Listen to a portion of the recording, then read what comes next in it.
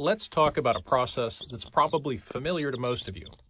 That's the typical manufacturing process. Now, when we design a new product, we usually start out with a concept. Designers start quickly sketching out a bunch of ideas, then they start to refine these rough drawings into more polished designs, a handful of them maybe. And then they'll go into design review with various decision makers, where engineers will finally get their first look. And that's where the question first arises. Will my design intent survive the engineering process? We can call this first part of the process the design phase, and it's really about the continual evolution of an idea, what the idea looks like, or how a user might experience it. Of course, there are various subphases within the design phase, like reviews, dimensioning. But traditionally in manufacturing, this has been a discrete phase that results in a finished output, the finished design. And after a while, this finished design and a bunch of binders get tossed over the wall into the next department, engineering. And that's where form and function begin to merge. Which sounds easy, but often it's actually quite archaic, because as you know, engineers and designers don't always use the same software. So the engineering department might have to recreate the designs to work on them. And of course, communication over these walls is often difficult. The designers have made lots of big and small decisions about the look and feel of the product, a type of plastic, for instance, or the sweep of a curve. And the engineers have no way of knowing which decisions are vital to the product and which can be changed so the creative vision can actually exist in the real world. So they go back and forth with design several times, and the final design turns out not to be so final after all. Of course, this is just a simplified example, because as you know, there's no such thing as engineering the way most people would understand it.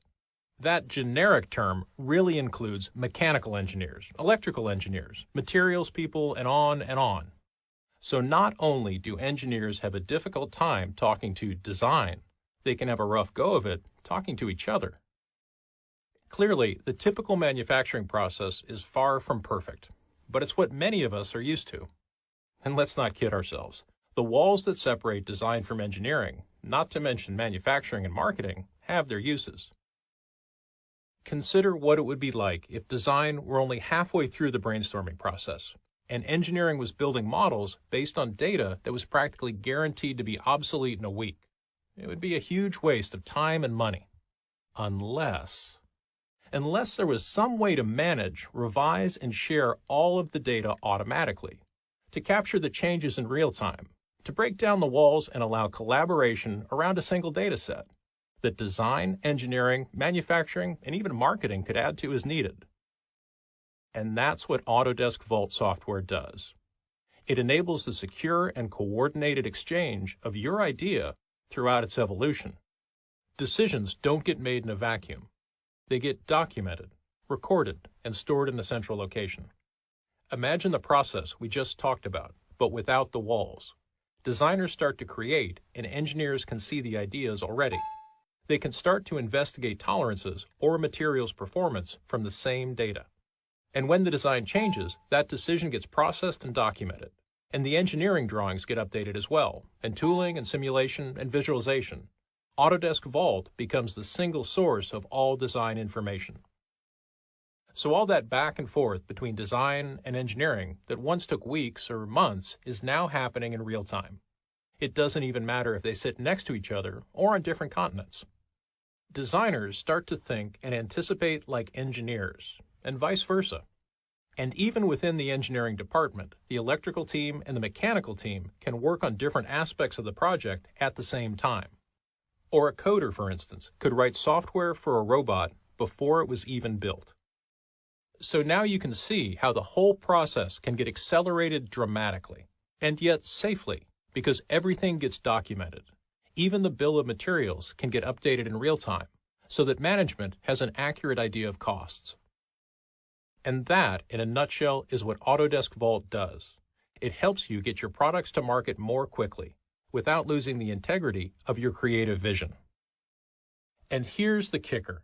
Here's what gets designers and engineers and manufacturers and marketing people really excited. When you purchase Vault, it's built right into the interface of the Autodesk software you already use. So you really don't even have to change the way you work. The whole manufacturing process just changes around you.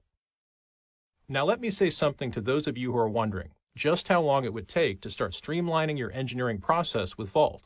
Hardly any time at all. That's right. Starting with Vault takes virtually no time. It works right out of the box. Which begs the question, why isn't everyone using Vault?